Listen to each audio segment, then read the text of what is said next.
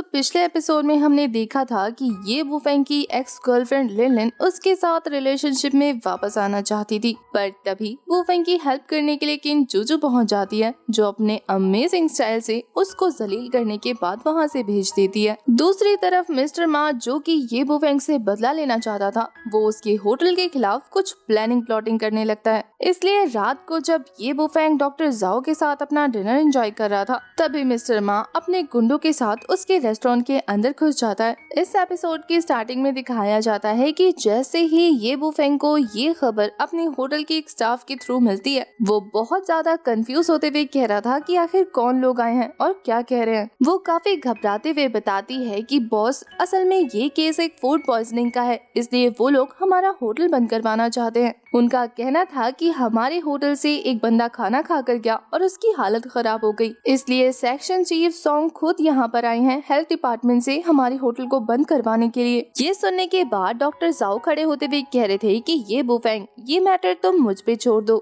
मैं नीचे जाकर उन सभी को खुद हैंडल करूंगा। वुफेंग उन्हें रोकते हुए कह रहा था कि मिस्टर जाओ, आपको इस बारे में फिक्र करने की कोई जरूरत नहीं। मुझे लगता है कि शायद उन्हें कोई गलतफहमी हो गई होगी और वो नॉर्मल चेकअप के लिए आए होंगे। उन्हें कोऑपरेट करने की जरूरत है, इसलिए होटल का ओनर होने के नाते मुझे ये रिस्पॉन्सिबिलिटी खुद संभालनी होगी। वुफेंग को जाता देखकर किन चूचू भी उसके साथ जाने की जिद करती है। दूसरी तरफ मिस्टर मा के गुंडे एक एक करके होटल में से सभी लोगों को बाहर भेजते जा रहे थे। वो उन्हें डराते हुए कह रहे थे कि जल्दी यहाँ से निकलो, ये होटल बंद करने वाला है, हम लोग हेल्थ ब्यूरो से आए हैं। दूसरी तरफ सेक्शन चीफ सॉन्ग तो रिसेप्शनिस्ट से कहता है कि कहाँ है तुम्हारा बॉस, जल्दी उसे बाहर निकलने को कहो, हमें उससे बात करनी है। ये होटल जल्द से जल्द बंद कराना होगा, हमारे पास ज्यादा टाइम नहीं है। वो रिसेप्शनिस्ट काफी घबराते हुए कह रहा था कि सर, अगर आप हेल्थ डिपार्टमेंट से हैं तो आपको किचन में जाकर चेक करना चाहिए, ना कि यहाँ शोर मचाना चाहिए। फूड पॉइजनिंग का किस्सा इतना बड़ा मुद्दा भी नहीं है जितना आप बना रहे हैं। हमारे होटल में हाइजीन का बहुत ज्यादा ध्यान रखा जाता है, आप जाकर एक बार कंफर्म कर सकते हैं। इधर ये बंदा तो उसे टेस्ट रिपोर्ट दिखाते हुए कह रहा था कि जानते हो ये क्या है, ये टेस्ट रिपोर्ट है और इस रिपोर्ट में सिर्फ एक ही बात लिखी हुई है कि इस खाने में बैक्टीरिया भरा हुआ है, अलग अलग तरीके के वायरसेस निकले हैं। तुम्हें क्या लगता है कि मैं इसके बाद इस होटल को कंटिन्यू होने दूंगा? अगर ये होटल खुला रहा तो सोसाइटी पर एक काफी बुरा इम्पैक्ट पड़ेगा। सभी लोग जोर जोर से चिल्लाने लगते हैं कि हाँ, ये सोसाइटी के लिए काफी ज्यादा हार्मफुल है, हम इस होटल को बंद कराएंगे। तभी वहाँ पर चीफ जाओ आ जाते हैं, जो चिल्लाते हुए कह रहे थे कि आखिर क्या बकवास चल रही है यहाँ पर,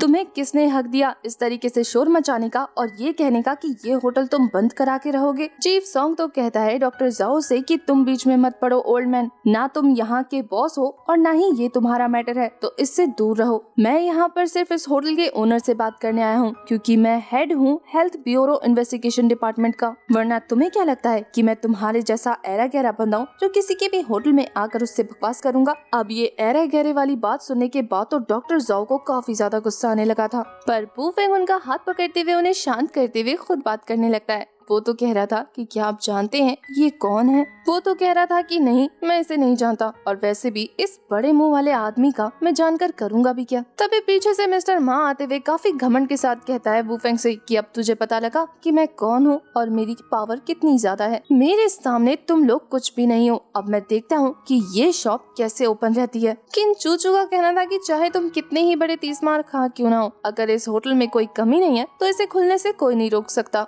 पर मिस्टर मा तो काफी ज्यादा घमंड के साथ कह रहा था कि जो भी सेक्शन चीफ सॉन्ग कहते हैं ना, वही रीजन बन जाता है किसी काम को न करने का। इन्होंने तुम्हें बता दिया ना कि ये हेल्थ इन्वेस्टिगेशन डिपार्टमेंट के हेड हैं, तो इनकी बात पत्थर की लकीर मानी जाती है। सेक्शन चीफ सॉन्ग तो काफी ज्यादा अकड़ के टशन दिखाने लगता है ये सुनने के बाद। वहीं मिस्टर मा वुफेंग से कह रहा था कि ये लड़की तुम्हारे साथ है, इसलिए मैं तुम्हारे साथ ज्यादा बुरा नहीं करूंगा, सिर्फ इस लड़की के लिए मैं तुम्हें एक और चांस देना चाहता हूँ। अगर तुम मुझे 1 मिलियन दो तो मैं इस मैटर को रफा दफा कर दूंगा और तुम्हारा होटल पहले जैसा ही ओपन रहेगा। मिस्टर जाओ, जो कि अब तक अपना गुस्सा शांत करके उन सभी की बकवास सुन रहे थे, वो कहते हैं कि तुमने कहा कि तुम हेल्थ इन्वेस्टिगेशन डिपार्टमेंट से हो, तो फिर तुम्हारी आईडी कहाँ है? मुझे तुम्हारी आईडी देखनी है। आईडी वाली बात सुनने के बाद तो इन दोनों के ही चेहरे का रंग उड़ जाता है, और वहीं खुद को सेक्शन चीफ कहने वाला ये बंदा कह रहा था कि आखिर तुम होते कौन हो जिसे मैं अपनी आईडी दिखाऊं? तुम्हें क्या लगता है कि मैं किसी भी ऐरे गहरे बंदे को अपनी आईडी दिखा दूंगा? पर डॉक्टर जाओ कहते हैं कि मेरा नाम जाओ यालियांग है और मैं मेकिंग हेल्थ ब्यूरो का हेड हूँ, और जितना मैं अपने डिपार्टमेंट के लोगों को जानता हूँ, मैंने तुम्हें कभी भी वहाँ नहीं देखा। मिस्टर मा तो अभी भी डॉक्टर जाओ की बेइज्जती करते हुए कह रहा था कि आखिर तुम खुद को हेल्थ डिपार्टमेंट का हेड कैसे कह सकते हो, जबकि तुम्हारे कपड़े ही 500 युआन से कम के हैं। तुम्हें देखकर तो कोई इस होटल का वेटर भी ना समझे। तुम्हारा हेल्थ डिपार्टमेंट का हेड होना तो बहुत दूर की बात है। डॉक्टर जाओ तो फिर से काफी ज्यादा गुस्सा हो जाते हैं, लेकिन इससे पहले कि वो और कुछ कहते, वू फेंग उन्हें शांत करा देता है। तभी ये सॉन्ग नाम का बंदा काफी गुस्से में अपने गुंडों को अपने पास बुलाते हुए कह रहा था कि खड़े खड़े मेरा मुंह क्या देख रहे हो, जल्दी से इस होटल को बंद कराओ। आखिर देखता हूँ मैं भी कि ये लोग खड़े खड़े कर क्या लेते हैं हमारा। अगर इन्हें हमसे लड़ना है तो हम लड़ाई के लिए भी तैयार हैं। ये बोलने के बाद वो तेजी से आगे बढ़ने लगता है, पर वू फेंग बिना कोई बकवास किए उसे एक जबरदस्त किक के साथ नीचे गिरा चुका था। वू फेंग तो कह रहा था कि अब लड़ाई करने के मूड के साथ आए हो तो कैसे तुम्हें जाने दे सकते हैं। वैसे भी किसी फेक बंदे से डील करने का ये सबसे अच्छा तरीका है। मिस्टर मा ये देखने के बाद अपने गुंडों से कहता है कि मुंह मत देखो खड़े खड़े इसकी हड्डी पसली एक कर दो। वो बंदे तेजी से वू फेंग की तरफ आगे बढ़ रहे थे। वहीं वू फेंग अपने मार्शल आर्ट मूव्स का यूज करते हुए, साथ ही अपने एंशिएंट एल्केमी की नॉलेज का यूज करते हुए उन सभी के प्रेशर पॉइंट्स को प्रेस करके उन्हें फ्रीज कर चुका था। वो सभी के वीक प्रेशर पॉइंट पर हिट करता है, जिससे वो बिना मूव किए अपनी जगह खड़े हो जाते हैं। ये करने के बाद वू फेंग भी लाइक हो गया कचरा साफ। वो सभी तो दर्द से काफी बुरी तरीके से तड़पना शुरू कर चुके थे। मिस्टर मा डरते हुए वू फेंग से कह रहा था कि आखिर तुम्हें पता भी है कि तुम क्या कर रहे हो। तुम हम सभी को बुली कर रहे हो और तुम ऐसा नहीं कर सकते। तुमने क्राइम किया है और तुम्हें पता है इसके बाद मैं तुम्हारे साथ क्या करूँगा। मैं पुलिस बुलाऊंगा और फिर तुमने जो भी हमारे साथ किया है वो उन्हें एक्सप्लेन करने के बाद मैं तुम्हें अरेस्ट करवाने वाला हूँ। वू फेंग तो आगे बढ़ते हुए कह रहा था कि जो करना है जल्दी करो, मेरे पास टाइम नहीं है। ये बंदा तो फटाफट अपना फोन निकाल कर पुलिस को कॉल करने लगा था। वहीं वू फेंग तेजी से उसके गाल पर एक जोरदार तमाचा जड़ देता है। वो तो काफी ज्यादा चिल्लाते हुए कह रहा था कि आखिर तुम कर क्या रहे हो, तुम मुझे इस तरीके से नहीं मार सकते। वू फेंग तो बिना एक्सप्रेशन के कहता है कि मारना तो क्या, तुझे जान से भी मार दूंगा अगर थोड़ी देर खड़े रहकर और मेरे होटल की बेइज्जती की तो। वो तो उसके बैक बम्प पे किक करते हुए नीचे गिराते हुए कह रहा था कि अब जो करना है कर ले, मैं यही हूँ। वो तो चिल्लाते हुए अपने गुंडों से कहता है कि मार डालो इसे जान से। वो सभी एक एक करके खुद को संभालते हुए रेडी हो जाते हैं ताकि वो वू फेंग पर अटैक कर सके। वो एक साथ वू फेंग की तरफ बढ़ रहे थे ताकि वो पीछे से उस पर अटैक करे, पर यहाँ तो वू फेंग बिना अपना हाथ उठाए अपनी स्पिरिचुअल पावर के ही इफेक्ट से उन सभी को खुद से दूर धकेल देता है। इस जबरदस्त ऑरा से हिट होने के बाद तो किसी को भी यकीन नहीं हो रहा था कि आखिर अभी यहाँ हुआ क्या।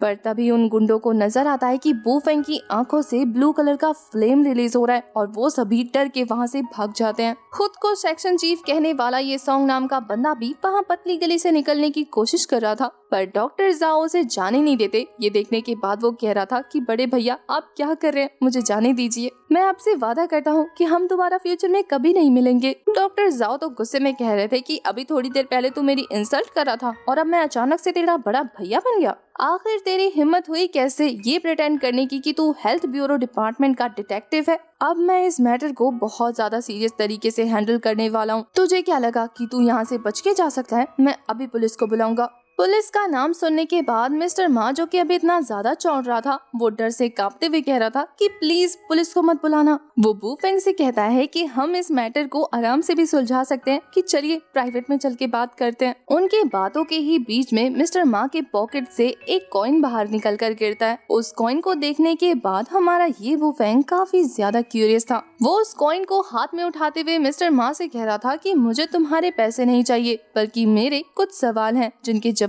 मैं तुमसे चाहता हूँ। ये सुनने के बाद तो ये बंदा खुशी खुशी रेडी हो गया था। वो कहता है कि ठीक है, जो पूछना है पूछो, मैं सारे सवालों के जवाब दूंगा। वू फेंग कह रहा था कि एल्केमी ब्लड क्लॉट इस नाम की दवाई के बारे में तुमने आज से पहले कभी सुना है? ये एक तरीके की चाइनीज मेडिसिन है। ये सुनने के बाद मिस्टर मा काफी जल्दी जवाब देते हुए कह रहा था कि नहीं, आज से पहले मैंने ये नाम कभी नहीं सुना। वू फेंग उस सिक्के को देखते हुए कह रहा था कि ठीक है, फिर मैं किसी ऐसे बंदे से पूछताछ करूंगा जिसे इस दवाई के बारे में पता हो। मैं तुम्हें ज्यादा परेशान नहीं करने वाला। इसके अलावा मुझे लगता है कि तुम्हें पुलिस के हवाले कर देना चाहिए। आज जो कुछ भी हुआ पुलिस उसके बारे में तुमसे डिटेल में इन्वेस्टिगेशन करेगी। ये सुनकर उसकी अकल ठिकाने आ जाती है और वो कह रहा था कि हाँ याद आ गया, मुझे इस दवाई के बारे में पता है। ये बहुत पुरानी एंशिएंट मेडिसिन है जो बहुत महंगी बिकती है। ये जो तुम्हारे सामने चीफ सॉन्ग है, इसको सारी डिटेल पता है। सॉन्ग तो बिना पूछे ही सारी चीजें बताना शुरू कर चुका था। वो कहता है कि उस मेडिसिन के लेन देन में ये कॉपर कॉइन हमारी बहुत ज्यादा हेल्प करता है।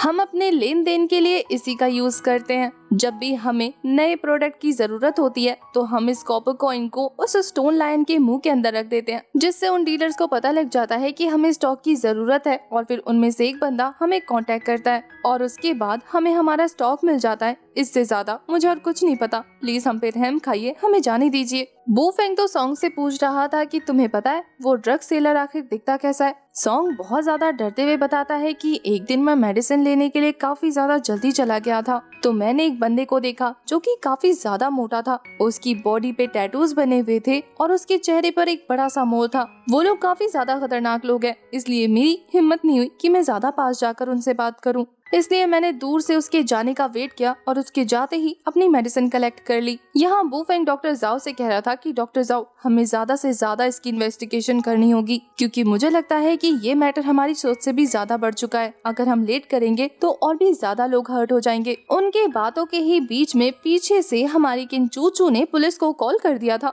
और अब अचानक से उनके सायरन की आवाज सुनाई देती है, जिसे सुनकर ये मिस्टर मा कह रहा था कि हमने तो तुम्हारे सारे सवालों के जवाब दिए, फिर तुमने पुलिस क्यों बुलाई। वो फेंग तो मुस्कुराते हुए कह रहा था कि हमने थोड़ी बुलाई है, शायद तुमने इतना ज्यादा शोर मचाया कि वो खुद ही तुम्हारी आवाज सुन के यहाँ आ गए। अब एक काम करो, 2 दिन के लिए वहाँ जाकर रेस्ट करो और अपने फ्यूचर के बारे में सोचो। शांति से सोचने पर क्या पता तुम्हें अपने फ्यूचर को बेटर करने का तरीका मिल जाए। उनके जाने के बाद ये तीनों फिर से अपने डिनर को कंप्लीट करने आ गए थे, जहाँ किनचूचू कहती है कि तुम्हारी एक्स गर्लफ्रेंड और ये मिस्टर मा एक दूसरे के लिए परफेक्ट मैच थे। इसके बाद तो वो ग्लास टोस्ट करते हुए कह रही थी कि चलो तुम्हारे बेहतर फ्यूचर के लिए इसे ड्रिंक करते हैं, आज से तुम्हारी न्यू लाइफ जो शुरू हो गई है। किनचूचू ड्रिंक करने के बाद वो फिर से कहती है कि मुझे तुमसे ये सवाल कब से पूछना था, कल क्या कर रहे हो तुम, फ्री तो हो ना, या फिर तुम्हारा कल का कोई प्लान है। वो फिर कहता है कि उसे अपनी मदर को सिटी में लेकर आना है, वो कंट्री साइड पर रहती है। ये सुनकर डॉक्टर जाओ कहते हैं कि क्या ये तुम्हारा होम टाउन नहीं है, तुम लोग यहाँ से बिलोंग नहीं करते। वो फेंग बताता है कि नहीं, उसकी मदर वो फेंग कंट्री साइड से आती है और वो अडॉप्टेड है, इसलिए उसकी फैमिली उसके साथ नहीं रहती। उसकी मदर बहुत ज्यादा अकेली पड़ जाती है और वो फेंग को हमेशा उनकी फिक्र लगी रहती है। ये सुनकर तो किनचूचू कहती है फिर तो तुम्हारी मदर के लिए बहुत ज्यादा मुश्किल हो जाता होगा ना, मैं किसी दिन उन्हें शॉपिंग पे लेके जाऊंगी। इसके लिए तो बू फेंग भी एग्री था। उसके बाद वो डॉक्टर जाओ से कहता है कि डॉक्टर जाओ, उस ब्लड क्लॉट मेडिसिन का सारा जिम्मा अब आपके ऊपर है। हमें काफी नई चीजें पता लग गई है, इसलिए हमें इसके बारे में और ज्यादा छानबीन करनी शुरू करनी होगी। डॉक्टर जाओ इसके लिए पूरी तरह से रेडी थे। नेक्स्ट सीन हमें बू फेंग की मदर का दिखाया जाता है, जो कि अपने स्टीम बन की शॉप को ओपन करके उसे चला रही थी। वो काफी पोलाइट लेडी होने की वजह से वहाँ पर काफी अच्छे से सेल्स करती है। ये देखने के बाद लोकल गुंडों की नजर उन पे पड़ जाती है। उसमें से एक बंदा कह रहा था कि बॉस, ये जो ओनर है ना स्टीम बन शॉप की, ये बिल्कुल भी इजी गोइंग नहीं है। मैंने सोचा था कि एक बार जाकर इनसे हफ्ता वसूल करूं, लेकिन ये इतनी अच्छी है कि ये पुअर बच्चों की मदद करती है। इसके अलावा ये कुछ दिनों पहले काफी बुरी तरीके से बीमार हो गई थी, जिसके लिए इसे हॉस्पिटल में एडमिट होना पड़ा था। बॉस, मुझे नहीं लगता कि इस ओल्ड लेडी के पास ज्यादा पैसे होंगे, हम इन्हें रहने देते हैं। उसका बॉस उसे एक जोरदार चांटा मारते हुए कह रहा था कि उसके लिए पैसे कमाना आसान नहीं है, तो क्या हमारे लिए है। तुम्हें पता है ना कि हमारा बॉस कौन है, मिस्टर मा, वो हमें नहीं छोड़ेगा तो हम किसी को क्यों छोड़े। अगर हमने सोचा है कि हम कुछ बड़ा करेंगे तो हम ऐसे पीछे नहीं हट सकते, इसलिए लड़कियों की तरह इतना ज्यादा इमोशनल होने की जरूरत नहीं है। ज्यादा से ज्यादा पैसे कमाओ और अपने घर वालों को खुश रखो, दूसरों का सोचने की जरूरत नहीं। उसकी बातें सुनने के बाद उसके चमचे कह रहे थे कि बॉस, आप तो बहुत अच्छा ज्ञान देते हैं, आप तो पक्का आगे चल के टीचर बनेंगे, है ना। ये सुनकर तो वो बॉस उसके सर पे भी एक टपली बजाते हुए कह रहा था कि बच्चे, अगर मेरे पास पढ़ाई की डिग्री होती तो मैं या तुम्हारे साथ बैठकर मक्खियाँ क्यों मार रहा होता। उस बॉस की ये वाली बातें सुनने के बाद तो बाकी सभी जोर जोर से हंसने लगते हैं। वहीं वो तो अपने गुंडों से कहता है कि दांत दिखाना बंद करो और अपने चेहरे पर गुस्सा लेकर आओ, आज हम लोग बहुत ज्यादा क्रूर होने वाले हैं सबके साथ। आज इस पूरे स्ट्रीट को हम दिखा देंगे कि हम कितने बड़े गुंडे हैं। आज के बाद से यहाँ लोग हमारे नाम से भी डरेंगे, इसलिए अपनी पावर बाहर निकालो, अपना गुस्सा बाहर निकालो, अपना कमीनापन बाहर निकालो। जितना नीचे गिर सकते हो और जितना क्रूर बन सकते हो उतने क्रूर बनो। इसके बाद वो काफी ज्यादा एटीट्यूड दिखाते हुए कह रहा था कि चलो मेरे पीछे आओ।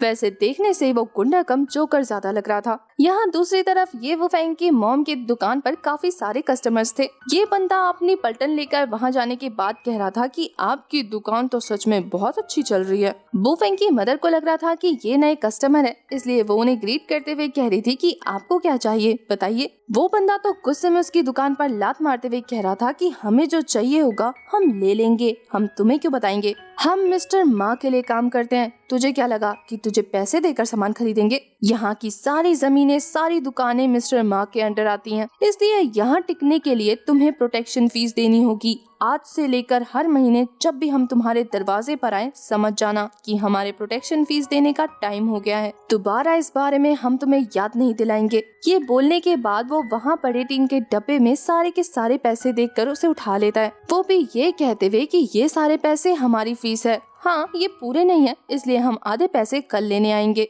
तो कल हमारे आने से पहले पैसे तैयार रखना, हमें इंतजार करना पसंद नहीं। उस गुंडे की बात सुनने के बाद तो ये वुफेंग की मदर डरते हुए कह रही थी कि मैं अभी कुछ दिनों पहले हॉस्पिटल गई थी, मेरे पास इनफ मनी नहीं है, मैं तो अपने बेटे को भी सपोर्ट करती हूँ, क्या आप मुझे कुछ दिन का वक्त दे सकते हैं ताकि मैं आपको पैसे जुगाड़ करके दे पाऊँ। वुफेंग की मॉम को इस तरीके से गिड़गिड़ाता और रोता हुआ देखने के बाद ये बंदा वहाँ पर मौजूद सारे बंस को जमीन पर गिराते हुए कह रहा था कि मुझे ये बकवास नहीं सुननी, मुझे कल के कल ही सारे पैसे चाहिए। अगर मुझे पैसे नहीं मिले तो यहाँ तुम्हारे साथ जो कुछ भी हो उसकी जिम्मेदारी हमारी नहीं। तुम्हें यहाँ सामान बेचना तो दूर की बात है, हम शॉप भी ओपन नहीं करने देंगे। ये वुफेंग की मदर काफी ज्यादा अपसेट हो जाती है अपने गिरे हुए बंस को देखते हुए, क्योंकि उनके हिसाब से अभी उनकी अर्निंग का सिर्फ यही एकमात्र सोर्स है, क्योंकि उन्हें ये वुफेंग के साथ क्या हो रहा है अभी तक पता नहीं चला। इन गुंडों को इस तरीके से ये वुफेंग की मदर को बुली करता देखकर वहाँ पर एक और बंदा आकर कहता है कि आखिर यहाँ पर तुम सभी लोग कर क्या रहे हो। उस बंदे को वहाँ देखने के बाद ये सभी गुंडे उसके ऊपर चढ़ते हुए कह रहे थे कि तुम अपने काम से काम रखो, इस मैटर से दूर रहो, अगर हमारे रास्ते में आए तो हम तुम्हारी दुकान भी तोड़ फोड़ के रख देंगे, इसलिए अगर अपनी बेहतरी चाहते हो तो वापस अपनी दुकान पे लौट जाओ।